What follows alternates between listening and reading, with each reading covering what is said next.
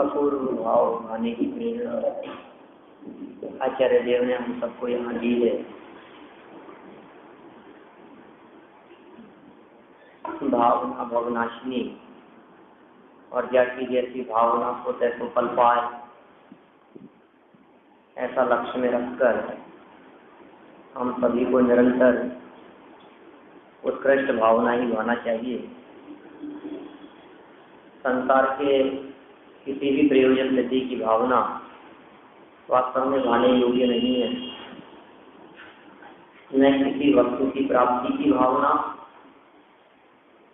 और न हर पदार्थों से सुख प्राप्त करने की इच्छा।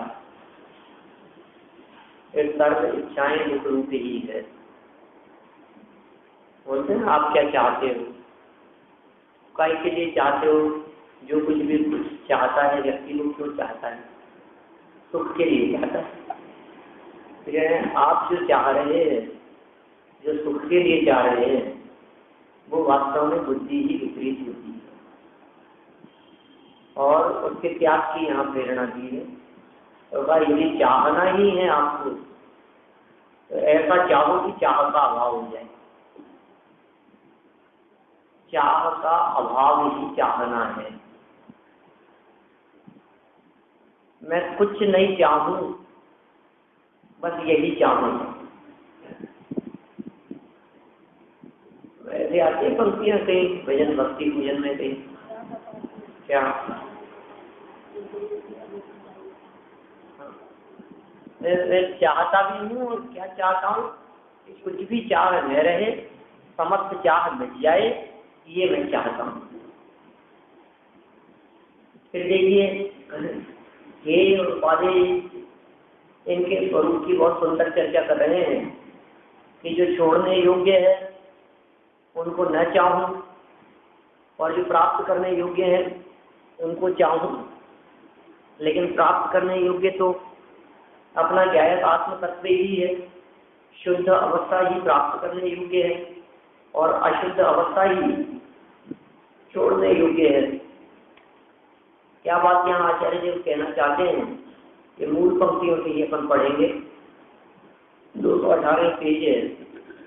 हे उपाधि का स्वरूप, हितकारी और अहितकारी वस्तुओं का स्वरूप क्या है, यह बात आगामी शब्द में कहते हैं। अनुष्ठुप शब्द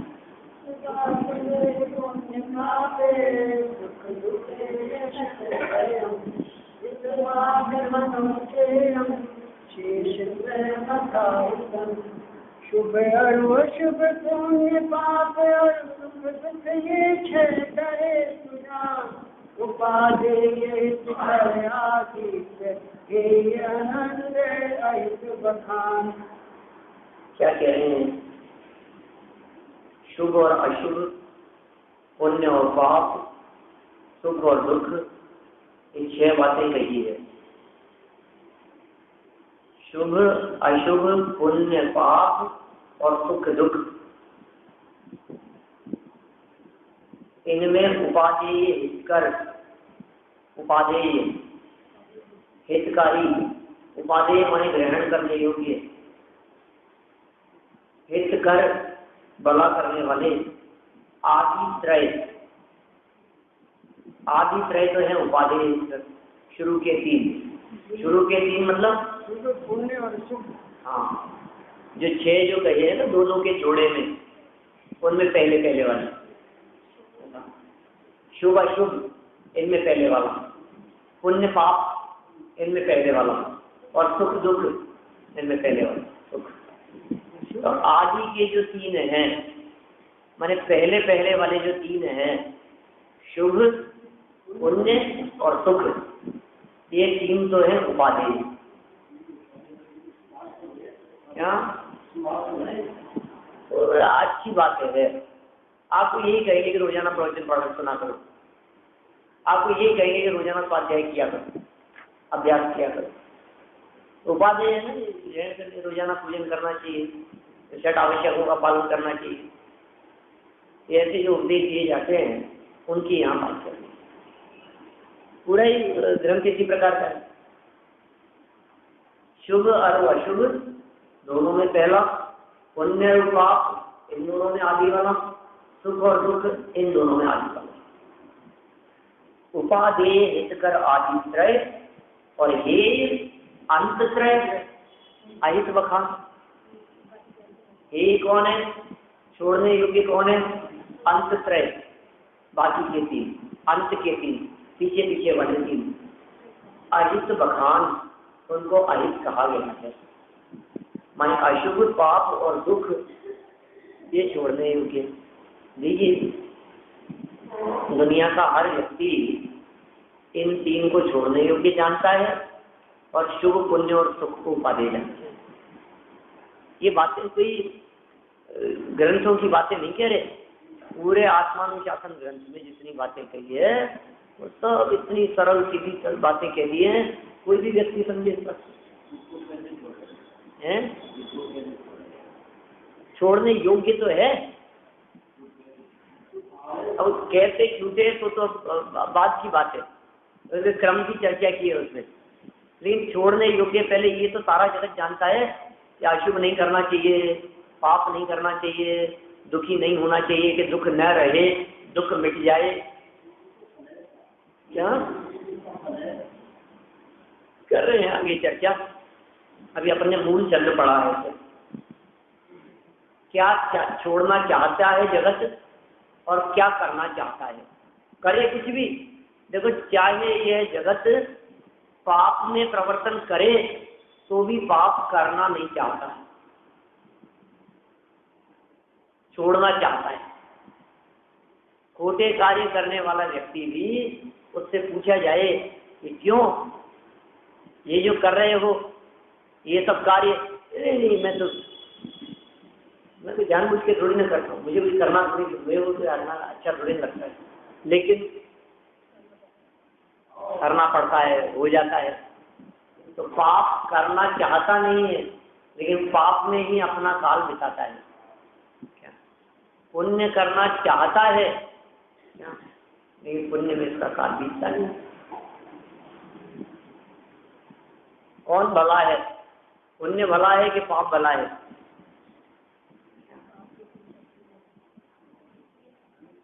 जगत में पापी ज्यादा है कि पुण्यात्मा ज्यादा है? पाप ये कहे कि मेजोरिटी तो मेरी ज्यादा है, करवा लो इलेक्शन करवा लो, पुण्य तुम्हारे समर्थन में कितने हैं और मेरे समर्थन में कितने हैं। सारे जगत में 99% लोग पापी दिखेंगे आपको, पुण्यात्मा तो कितने से दिखेंगे। तो मैं जीतने वाला हूँ, पुण्य कहता है कि धोखे में मत रहना, वोटिंग करवाओगे तो 100% वोटिंग मेरी पक्ष में आने वाली है, क्योंकि जितने पुण्यात्मा हैं वे तो सब पुण्य को उपादेय कहते ही हैं, लेकिन जगत में जितने पापी हैं वे भी उपादेय तो पुण्य को ही कहते हैं। क्या तो मैं तो बिल्कुल 100% सर्वसम्मति से जीतने वाला हूँ, ऐसी स्थिति है। खैर हम लोग जितने यहाँ बैठे हैं सब लोग पुण्य चाहते हैं, शुभ चाहते हैं, और शुभ और पुण्य में काल बिताने के साथ साथ में एक निष्कर्ष और फाइनल बात कही जाए तो सभी जीव सुख चाहते हैं। दौलत राम जी ने तो बिल्कुल लिखित में हमारे को ये बात कह दी है, जे त्रिभुवन में जीव अनंत सुख चाहे दुख से भयवंत। इससे ज्यादा और क्लियर कट क्या बात कही जा सकती? लिखित में आप लिख के दे सकते हो क्या? ये बात लिख के दे रहा हूँ ना। 3 लोक में जितने जीव हैं, हर जीव सुख चाहता है। देखिए क्या कह रहे हैं, अर्थ देखिए इसका। शुभ अर्थात उत्तम वचन, करुणा रूप मन और संयम रूप काया। शुभ है पुण्यस्य, ऐसा कहा ना, काय वांग मन है कर्म योग है। शुभ है पुण्यस्य अयुभ पापस्य। तो काय वांग मन है, इनके माध्यम से जो कर्म योग होता है, यदि ये तीनों शुभ है तो पुण्य, और ये तीनों अशुभ हैं, कौन कौन? काय वांग मन है, मन वचन काय, मन वचन काय अशुभ है तो पाप है। तो मन का शुभ रूप होना, वचन का शुभ रूप होना और काय का शुभ रूप होना, ये 3 बातें कहना चाह रहे हैं यहाँ। शुभ के लिए, पुण्य के लिए, सुख के लिए उत्तम वचन, उत्तम वचन तो शुभ रूप होंगे।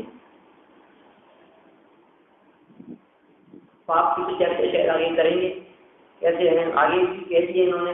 अशुभ अर्थात छोटे वचन, निर्दयी चित्त और अव्रत रूप काया, ये निंदा योग्य है। माने कौन सी बात प्रशंसा योग्य है और कौन सी निंदा योग्य है, ये इन्होंने शुभ और अशुभ में बंटवारा करके बता दिया। शुभ क्या क्या है? वचन तो अच्छे हो, कम से कम बात तो अच्छी कहें, परोपकार की बात कहें, हितकारी बात कहें, जिससे जगत के जीवों का भला हो, ऐसी बात कहें। अनित्य अन्याय बेईमानी की बात न होवे, शील सदाचार संयम स्वरूप वाणी हमारे मुख से निकले तो उत्तम वचन है। जैनेन्द्र देव की भक्ति, उनकी पूजा, उनका गुणानुवाद, उनकी आराधना, उनका बहुमान, ऐसे जो भी वचन हमारे मुख से निकलेंगे ये सभी वचन उत्तम वचन हैं, श्रेष्ठ वचन है।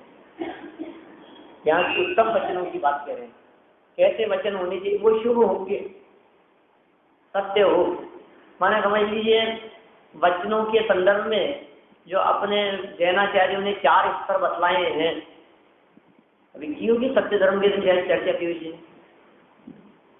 4 स्तर बतलाए। कौन कौन से? असत्य वचन कहाँ आ गया?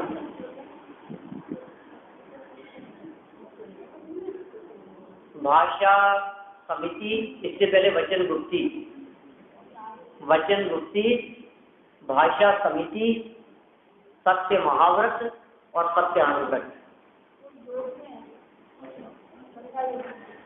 ये 4 प्रकार की बातें आती है। वचन से रिलेटेड, भाषा से रिलेटेड, बोलने से रिलेटेड, ये 4 जगह पर शब्दों का प्रयोग किया जाता है आचार्य के माध्यम से, अलग अलग स्थानों पर है। सबसे पहली बात तो कहते हैं वचन गुप्ती, यदि संभव हो बोलो। वचन गुप्ती किसका नाम? मौन, मौन रहे, बोले ही नहीं।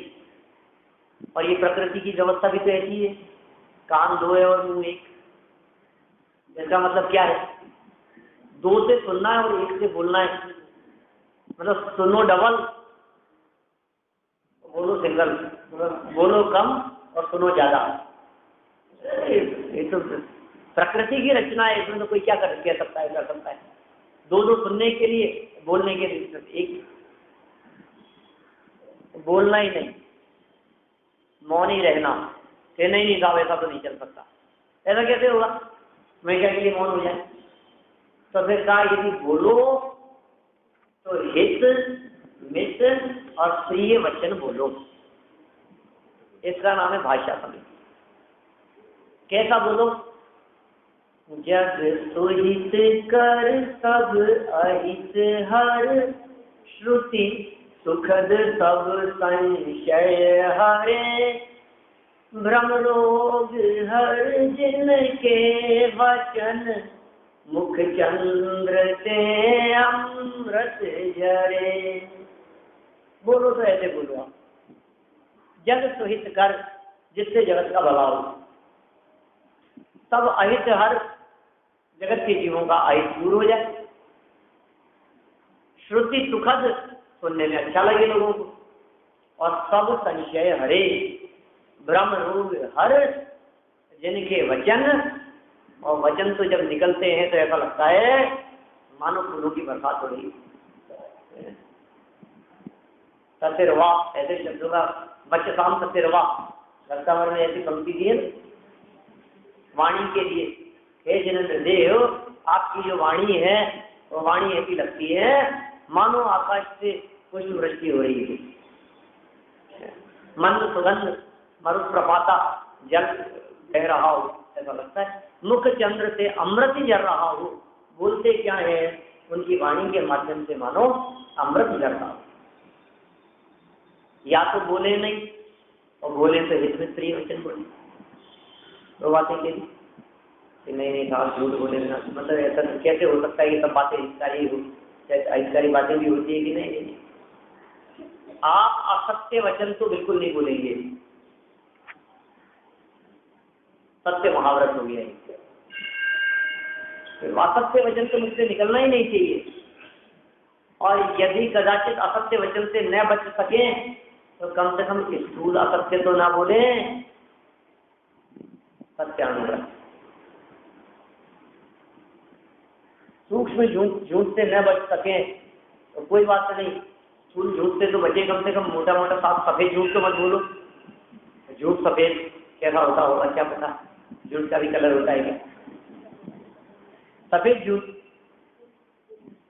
तो सफेद झूठ बोलने का निषेध अनुव्रत। तो हमारी भाषा कितनी मर्यादित होनी चाहिए, कितनी संयमित होनी चाहिए, इन वचनों की अहमियत हमारे को समझना चाहिए, क्योंकि ये वचन रिद्धि, आपको पता है जो व्यक्ति अपने मुख से जिनेंद्र देव का गुणानुवाद करता है उसे वचन रिद्धि प्राप्त होती है। आप जानते हैं वचन रिद्धि क्या होता है? अनेक प्रकार की रिद्धियां हैं, उनमें एक ऐसी रिद्धि है कि आपके मुख से जो वचन निकले वो वचन संपन्न हो जाए, वो वचन यथार्थता में बदल जाए, क्या नाम है वचन रिद्धि। आप बोले ही ऐसी बात, आपके मुंह से जो निकलेगा वो काम हो जाएगा। किसको होती है ऐसी वचन रिद्धि? कि जो अपने वचनों का सदुपयोग करते हैं, जो अपने वचनों को संभाल करके बोलते हैं, जिनके वचनों में जनवाणी की चर्चा आती है, जिनके वचनों में देवशास्त्र गुरु की महिमा आती है, जिनेंद्र देव की चर्चा जिनकी वाणी से निकलेगी, भक्ति और भजन स्तुति पाठ जिनके मुख से उच्चारित किए जाते हैं, सहज ही उन्हें वचन सिद्धि प्राप्त हो जाती है। वचन सिद्धि, रिद्धि न कह करके उसे सिद्धि कह दो। वचन रिद्धि न से आप कहेंगे 64 रिद्धियों में नाम नहीं है, लेकिन वचन सिद्धि, आप ये कहो कि ऐसा हो जाए तो ठीक रहे, ठीक है ऐसा ही हो जाएगा, इसका नाम है वचन सिद्धि। जैसे ऐसे उदाहरण अपन ने कई प्रथमानु योग में पढ़े हैं, प्रथमानु योग में नहीं पढ़े तो ये बहुत ऐसी कथाएं सुनी पड़ी है, अपन ने देखी है कि वो महाराज ने उसको वचन दे दी, ऐसा बोल दिया भस्म हो जा, हो गया। तो अहिल्या को कह दिया कि ये जो है ना ये पत्थर बन जाए, पत्थर की शिला बन गई, क्या नाम क्या वचन सिद्धि है। जो कहें ऐसी उटपटांग बातें नहीं, लेकिन फिर भी वचनों होने योग्य कार्य कब होता है? आपके वचन कैसे, आपकी वाणी कैसी है? कहती है वचने किम दरिद्रता, वचनों में दरिद्रता का क्या काम, वचनों में दरिद्रता क्यों हो गए? कबीरदास जी कहते हैं ऐसी वाणी बोलिए मन का आपा खोए, औरन को शीतल करे आपो शीतल होए। मन का आपा खोए, ये बहुत मार्मिक बात है इनके पीछे छिपी हुई। ऐसी वाणी बोलिए मन का आपा खोए, क्या मतलब मन का आपा खोए? कैसी वाणी बोले? अरे मन को इतना पवित्र बना लेने कि वो पवित्रता रूप उत्कृष्ट बात जब मन में समाहित न हुए, समाहित न रहे, तो मन से छूटकर आपा होकर के अपने आप में वाणी निकल पड़े। माने वचनों से अच्छी बातें कहने के पीछे मन की पवित्रता की प्रेरणा देना चाहते हैं तो संत कबीर की बात है क्या? मन भी आपे में नहीं रहता, मन का आपा खोए और औरन को शीतल करे तो आप शीतल होए, दूसरों को भी शीतल कर देवे और स्वयं भी शीतल कर देवे, ऐसी बात कह रहे। कबीर दास जी की बहुत सारी बातें जैनियों से प्रभावित है। हमारे से एमए में कबीर दर्शन के साथ में जैन दर्शन का तुलनात्मक अध्ययन भी था, माने कबीर की जैन दर्शन से तुलना, बहुत 15 साल पुरानी बात होगी।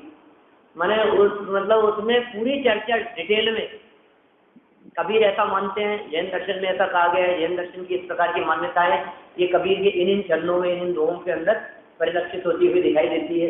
इस तरह से चर्चा, क्षणिकता क्षणभंगुरता की चर्चा हो, वैरागी की चर्चा हो, या फिर वही पत्थर पूजे प्रभु मिले तो मैं पूजूं पहाड़, किसी पाषाण पत्थर को पूजने से यदि भगवान मिल जाए तो मैं पहाड़ ही पूजने को तैयार हूँ, या फिर वही इस तरह से मूल मनाने की बात जहाँ है, क्रियाकांडों के निषेध की चर्चा, ऐसी बहुत सारी बातें मिलती है उनके उसमें भी।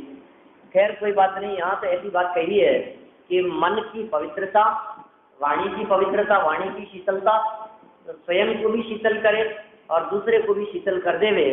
वचनों में सामर्थ्य कम नहीं होती है, एक शब्द औषधि करे, एक शब्द करे घाव, वचन तुम्हारे बोलिए वचन के हाथ न पाँव, एक शब्द औषधि करे, एक शब्द करे घाव। माने वचनों में ऐसी ताकत है कि सामने वाले व्यक्ति को पराजित किया जा सकता है, परास्त किया जा सकता है, अरे मृत्यु दंड तक दिया जा सकता है वचनों के माध्यम से।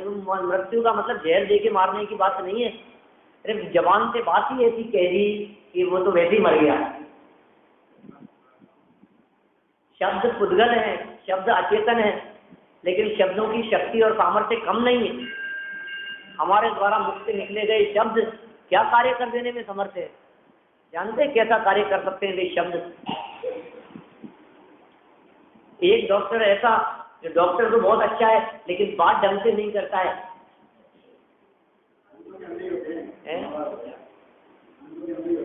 इतनी सी बात,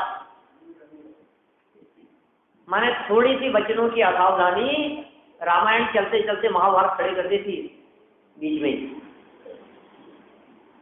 रामायण का पाठ चलते चलते कब महाभारत शुरू हो जाए, थोड़ी सी वचनों की असावधानी से नहीं कहा जा सकता। तो संभल करके बोले, सावधान रह करके बोले, एक शब्द औषधि करे। अरे वचनों से ही, वचन व्यवहार से ही आपकी सोच, आपका चिंतन, आपकी वाणी, माने वो दवाई कम असर करती है। और उनका जो स्थितिकरण नाम का जो अंग है, वात्सल्य नाम का जो अंग है, ये समाधि मरण में सबसे ज्यादा महत्वपूर्ण वाणी है, जो परिणामों की स्थिरता और उपचार का कार्य करती है। जिस समाधि की हम लोग भावना पाते हैं, उस समाधि में शारीरिक स्वस्थता इंपॉर्टेंट नहीं है, मानसिक स्वस्थता महत्वपूर्ण है। और शारीरिक स्थिरता और परिणामों की निर्मलता के लिए उनको ऐसी वाणी कही जाए, ऐसी बात कही जाए, वो वाणी और वो बात उनके लिए बहुत अपूर्व उपचार का कार्य करती है। हो गया उपचार, किसी की बात सुनकर के उपचार हो गया, कितनी राहत मिल जाती है हमारे को। और एक शब्द करे घाव, ऐसा कहते हैं गोली का घाव भर जाता है लेकिन गोली का नहीं भरता। गोली मार दो किसी को, कोई बात नहीं, अरे जिस व्यक्ति ने गोली मारी थी हमारे, उस व्यक्ति के साथ में भी हो सकता है थोड़े दिनों में फिर मित्रता हो जाए, चलो ठीक है यार मार दिया था, हो गया था, ऐसी मिसअंडरस्टैंडिंग थी, भ्रम था, तो मित्र हो जाएगा। जिसने गोली मारी है वही मित्र हो जाए। महीने 2 महीने में वो घाव जाकर के भर जाता है, लेकिन गोली का घाव आज भी मेरे कानों में वो शब्द गूंजते हैं। 20 साल पहले उन्होंने ये शब्द गए थे,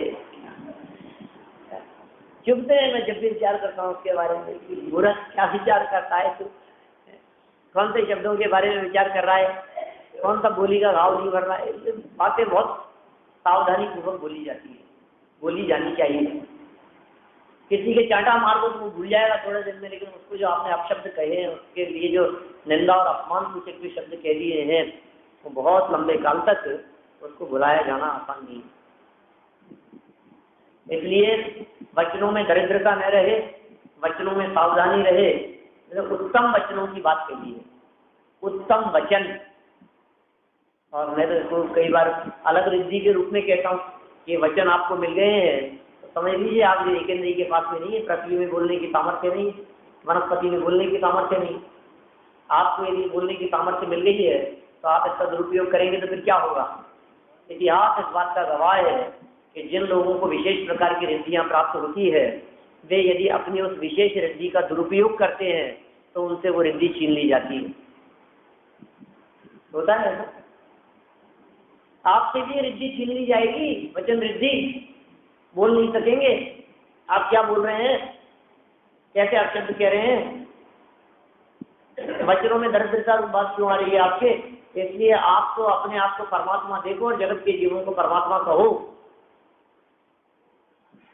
सब भगवान है, सब में भगवान बनने की सामर्थ्य। मैं किसे हीन देखूं और किसे हीन कहूं, किसे दुराचारी और पापी कहूं।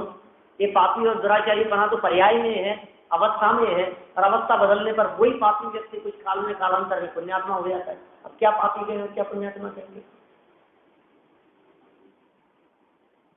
सब जीव समान दिखाई देते हैं हमारे को, जो निगोज में तो ही मुझ में तो ही मोक्ष बाजार, सब एक समान दिखाई देते हैं।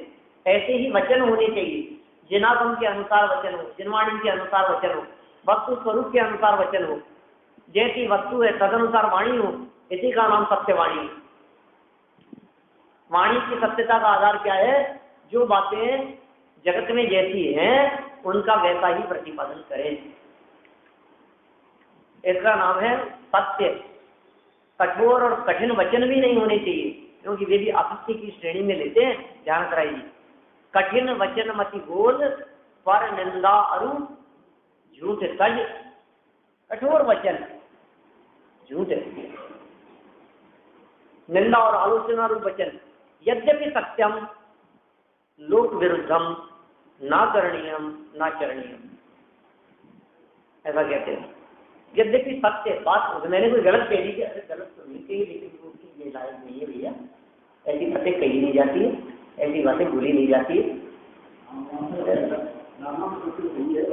राम नाम सत्य है, बात तो सही है ना।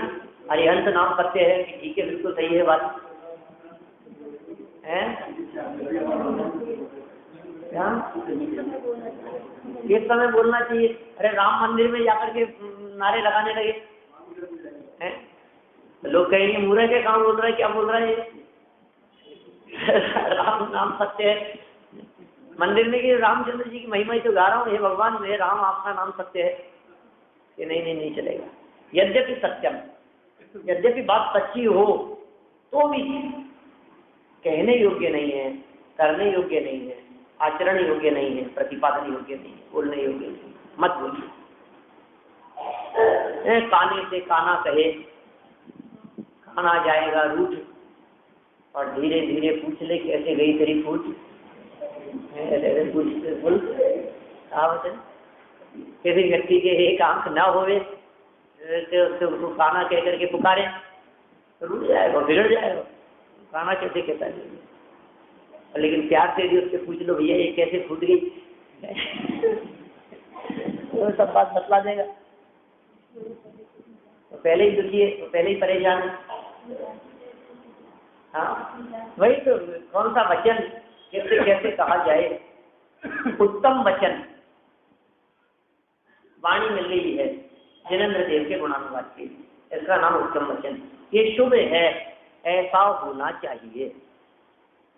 फिर मन में क्या होना चाहिए, मन कैसा होना चाहिए। करुणा, दया, शील, संयम आदि भावनाओं से युक्त मन होना चाहिए। मन में वे सारी बातें आ जाएगी जो बातें बारह भावना, मेरी भावना, वैराग्य भावना, माने भावनाओं में जो बात कही है वो तो मन की बात है। भावना क्या है, भावना किसे कहते हैं, मन में विचारित और संकल्पित बातों को भावना कहते हैं। भावना की क्या व्याख्या, भावना किसे कहते हैं? भावना वचन की नहीं है। यद्यपि हम जितनी भी भावनाएं की बात करते हैं वो सब वचन से बोलते हैं, मन में तो ही नहीं। भावना का संबंध वचन से नहीं है, भावना का संबंध काय से नहीं है, भावना का संबंध कहाँ से है? मन से। आप जो चाहते हैं वो भावना है। जो बातें मेरी भावना में कही गई है तदनुसार मन में परिणाम वैसे ही आए। लाखों वर्षों तक जीऊं या मृत्यु आज ही आ जावे, कोई बुरा कहो या अच्छा, लक्ष्मी आवे या जावे, लक्ष्मी आवे या जावे। क्या क्या बातें बोल देते हैं हम, कैसी कैसी भावनाएं रख लेते हैं। बोलो ऐसा सोचते हैं अपन, लक्ष्मी आए या चली जाए, ऐसी भावनाएं। आए तो भी कुछ नहीं और जाए तो भी कुछ नहीं। आवे तो आवन हारा, जावे तो जावन हारा, और मैं देखन जानन हारा। बस मैं जानने देखने वाला हूँ। आ रहा है उसको भी देख रहा जान रहा हूँ, और जा रहा है उसे भी देख रहा जान रहा हूँ। मैं जानने देखने का काम करता हूँ। सुख आते हैं, दुख आते हैं, और इन आने जाने वाले भावों में हम मस्त रहते हैं, हम गायक रहते हैं। मैं गायक ही हूँ, और गायक रहो बस हर स्थिति में, जाता दृष्टा रहो, सहज रहो। जिन व्यक्तियों को सहज रहना आता है, जो व्यक्ति गायक रहने की कला जानते हैं, वे व्यक्ति कभी दुखी नहीं होते, परेशान नहीं होते, चिंतित नहीं होते। ठीक है, तो मन में क्या बातें आ गई? करुणा। सुखी रहे सब जीव जगत के, कोई कभी ना घबरावे, ये करुणा वाली बात। सारी जितनी पूरी मेरी भावना में जितनी चर्चा है, तो करुणा रूप मन। और काया किस प्रकार का प्रवर्तन होना चाहिए? तो कहते हैं संयम रूप काया, उत्तम वचन, करुणा रूप मन और संयम रूप काया। शरीर का प्रवर्तन कैसा होना चाहिए? अयत्नाचार प्रवृत्ति ना हो, संयम रूप प्रवृत्ति होगी। समझ लीजिए, अभी मनुष्य जीवन में यदि संयम नहीं है तो बिना ब्रेक की गाड़ी के समान है। संयम अयत्नाचार प्रवृत्ति पर लगाम खींचने का काम करता है, और यदि लगाम नहीं है तो घोड़े का क्या होगा? बेलगाम घोड़े की तरह गिरा देगा, पटक देगा आपको कहीं ना कहीं। बिना ब्रेक की गाड़ी के समान कहीं ना कहीं जाकर के भिड़ेगी, टकराएगी, गिरेगी, यही होगा। तो संयम ब्रेक का काम करता है, माने संयम कंट्रोल का काम करता है। संयम आपके अनैतिक आचरण से आपको बचाता है, रोकता है, ये संयम का कार्य है। तो संयम रूप होनी चाहिए काया जीवन से। इसीलिए कहते हैं जबान से नहीं, जीवन से उपदेश देना सीखो। जबान से उपदेश देने वाले तो बहुत मिलेंगे, लेकिन जिनका जीवन ही उपदेश हो, ऐसे बिरले वास्तव में महापुरुष होते हैं, जिनका जीवन अपने आप में उपदेश है, संदेश है, जगत के जीवों के लिए हितकारी है, भला करने वाला है, उपकारी है।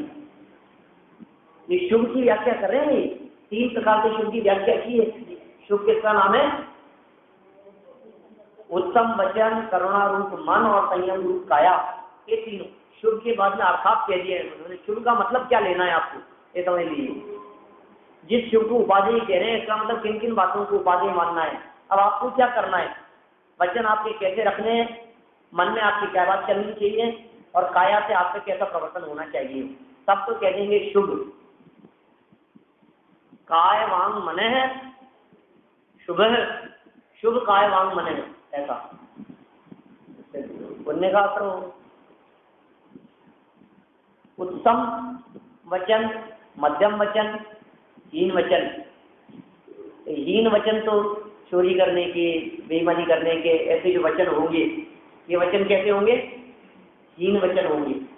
मध्यम वचन कहते हैं सामान्य बातें जिसमें कही जाए, चोरी डकैती की तो चर्चा हो नहीं, हत्या आत्महत्या की बातें तो हो नहीं, इस तरह के वचन तो कहे नहीं, वो तो अधम है।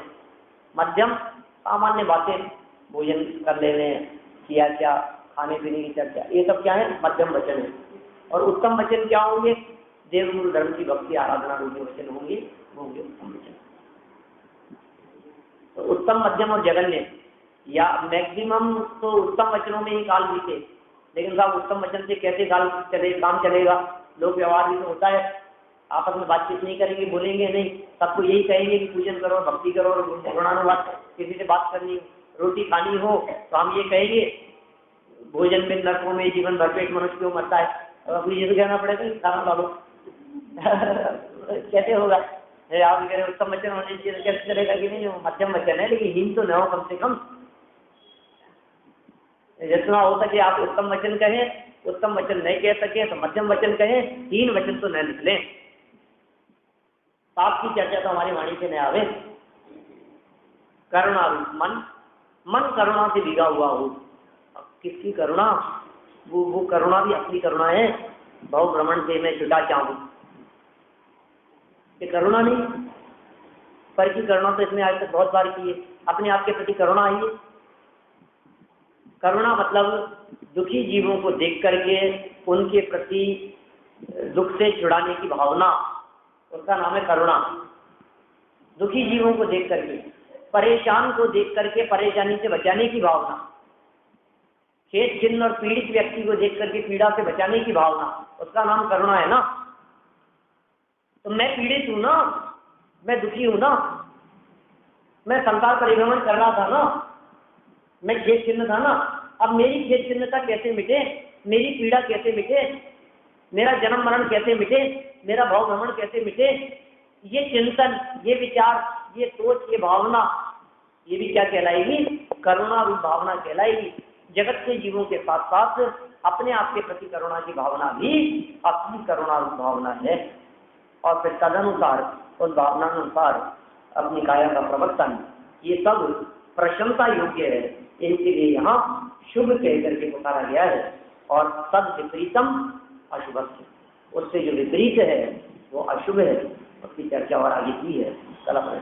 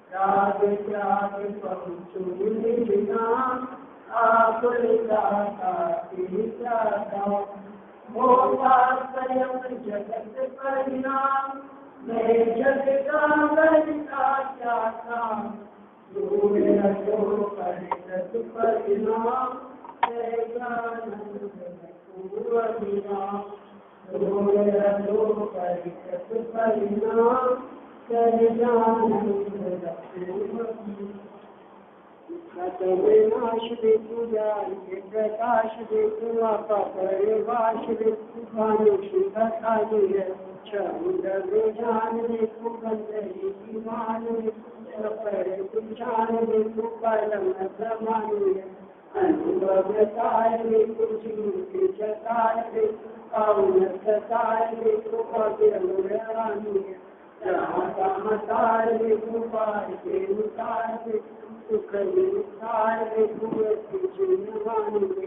चिन्हवानी की अद्भुत परमात्मा नारायण देखू कहे माता मेघना मानी भारती कोई पूजन है जो तेरा शरणा है तो पावे सुख जवानी के ध्यान से तुझे लोकारो वाणी मस्तु सदा विष्णु।